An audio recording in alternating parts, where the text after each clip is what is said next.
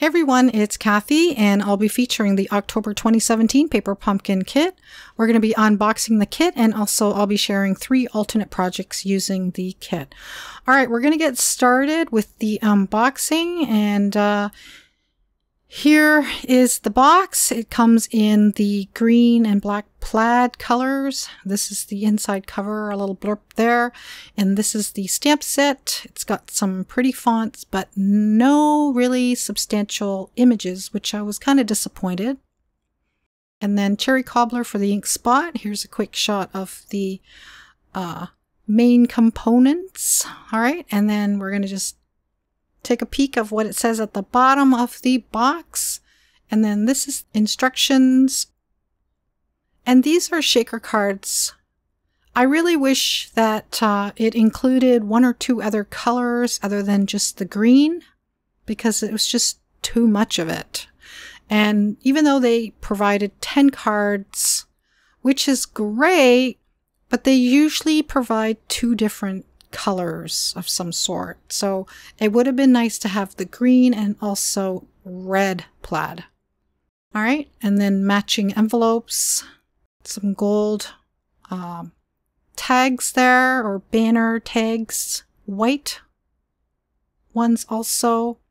5 of these with the circles die cut. It's got a little bit of a pattern, and then 5 of these with the fern and the ornament. 5 of these with pre-printed trees, and it would have been great if they had a tree stamp. And then 5 of these with the snowflakes. 2 different size acetates, so I think there's 5 of each, and then 3 different kinds of sequins in this kit, and the gold stars are quite nice. All right, and then 5 of these discs, which is foam tape in a circle shape. And then there are some strips in the center there. And these are quite thick. All right, and then we'll just take another look of the stamp set. Pretty fonts though. And then the instructions. And then this is a quick still of the content. And then we're going to move on to the first card. This one has several steps in it. A little bit long-winded, and so hopefully you'll bear with me on that. All right, so I'm going to be using 2 different color twine from my stash, and those were the parts that we're going to be using. So I did cut the panel in half and then cut it down at 1 inch, and then we're going to create 2 1-inch squares, and then the last one was cut at 1.5.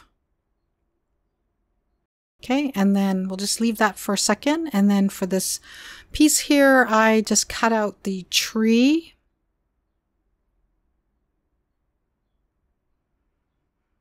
All right, and then we're going to go back to those squares.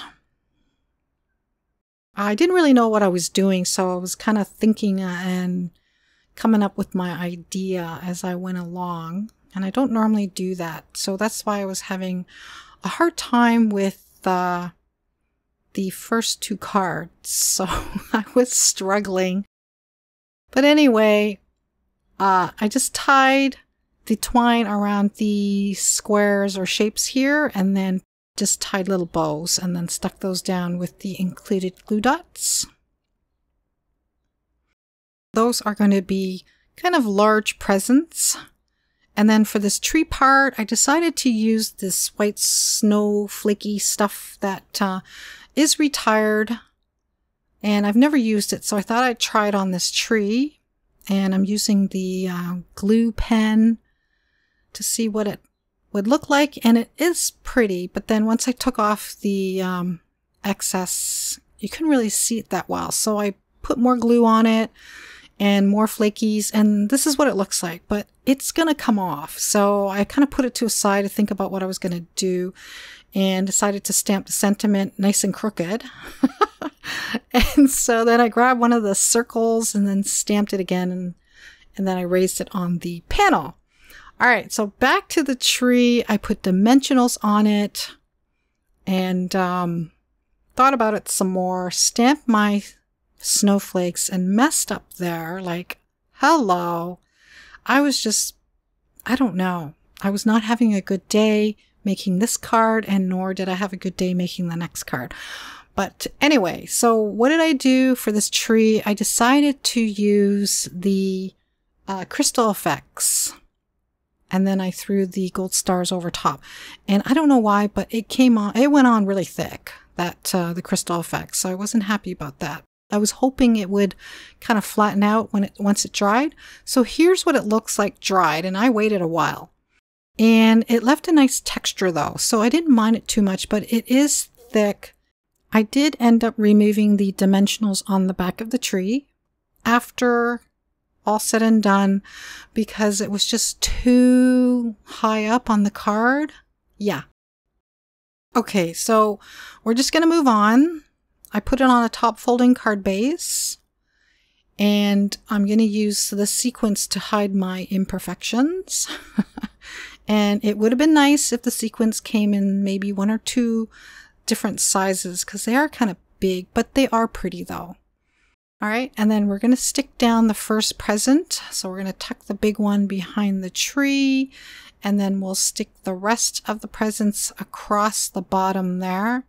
And I did use some dimensionals to reinforce the bottom because it was just hanging off the tree there because of the thickness. And, you know, I liked the idea, but then I didn't like what it looked like in person. It looked like a hot mess. So again, I did remove the dimensionals off the back of the tree to get it flatter. All right, enough of my whining, but here's the finished card. And I decided to use the gold banner across the and New Year just to add a little extra something to it because it looked a little plain. So hopefully you did like it at the end. All right, we're moving on to the second card. And this is really easy too, and yet it gave me a hard time. So the vellum was what was causing problems. I masked off the bottom part of the and New Year, and then we're just gonna emboss onto the piece of vellum there. And this is really an easy card. Like, everyone makes this kind of style. So I just thought I'd try it, and yet it wasn't too easy for me. Anyway, we're gonna emboss that, and I did cut that down to 1 5/8. And I didn't see the little bit of embossing powder there. So yeah, it got on there and I wasn't happy with that. And I did do this embossing part twice. And that's why you see that little white speck there, because it kind of ripped off. And I used my marker to cover that up because I really didn't want to waste it. So I'm just going to plow through this card, and I'm using cherry cobbler ribbon that I had in my stash, which I don't think is available anymore, but that's what I'm going to use. And then to hopefully cover up a couple of little boo-boos on there, I just put some gold stars on the 2 parts that annoyed me, and then I didn't know what to do here, but I just threw more gold stars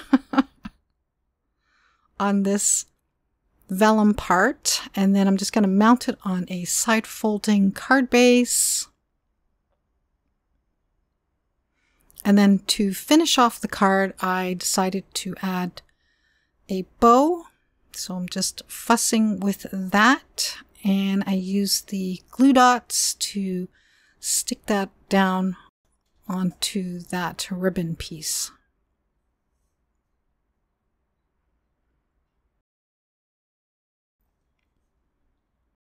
So it is a very easy card to recreate. And then here's a quick still of the finished card. All right, so for the third card, we're moving on, and we're going to start off with the leftover piece of the cardstock, and just make sure those black boxes are lined up on that trimmer. And here's what it looks like finished. So another really easy card. Take that piece there, make sure that corner part is lined up on the 3-inch, and then 2 1/4, 3 3/4 ticks with my pencil there just to create that perfect triangle. So we're going to create a tree, and then the leftover piece, just line that up straight, and then we'll cut that down. And I think it was around 2 1/4 and 2 inches, but I'm going to cut it again just to shorten it. So that's what the original piece is. And then we're going to cut it at 2 inch and then 1 3/4 inches just to shorten those. And I use Tranquil Tide just to give it a little shading around the edges of those trees. And now I'm just going to stick them together. And you could have actually raised the center one, but I decided to keep it simple because I was just not having much luck with the cards. And I'm going to emboss the holiday sentiment onto real red. I only removed 1/4 of an inch on the one side, which left me 1/8 on each side of the card once I stick it down on the card base, and that wasn't really much of a gap, so I should have taken off at least a 1/2 inch. Alright, I'm going to stick it down on the card base and see how it's only about 1/8 of an inch on each side. Yeah, I don't know, I wasn't thinking straight. But that's the finished card. I held back in adding any sequins. I think it needed some stars, but the star sequins were a little bit too small. So I'm just going to leave it as is, just to keep it simple.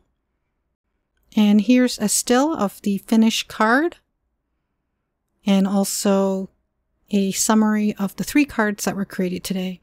I hope you actually enjoyed today's tutorial. Thanks so much for joining me. Bye for now.